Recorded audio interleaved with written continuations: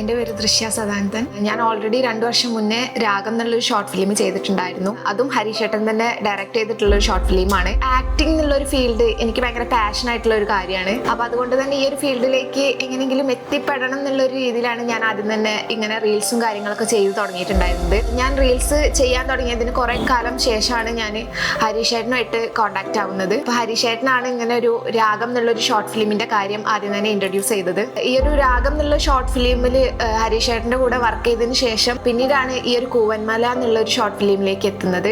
അപ്പോൾ already work ചെയ്ത ഒരു എക്സ്പീരിയൻസ് വെച്ച് എനിക്കിത് ഭയങ്കര ഈസി ആയിട്ട് ഫീൽ ചെയ്തു. പിന്നെ ഈ ഒരു കൂവന്മലയെ പറ്റി പറയുകയാണെന്നുണ്ടെങ്കിൽ ഇതിലുള്ള 5 ക്യാരക്ടേഴ്സിൽ ഒരു ക്യാരക്ടറിൻ്റെ പെയറായിട്ടാണ് ഞാൻ ഇതിൽ ചെയ്യുന്നത്.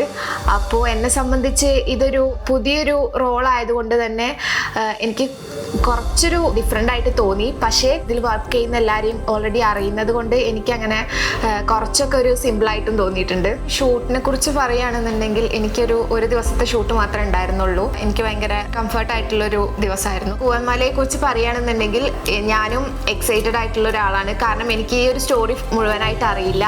അപ്പോൾ ഇങ്ങനൊരു ഷോർട്ട് ഫിലിം കാണാൻ വേണ്ടിയിട്ട് ഞാനും എക്സൈറ്റഡ് ആണ്. അപ്പോൾ എല്ലാവരുടെയും സപ്പോർട്ടും കാര്യങ്ങളൊക്കെ നല്ലപോലെ ഉണ്ടായിരിക്കണം.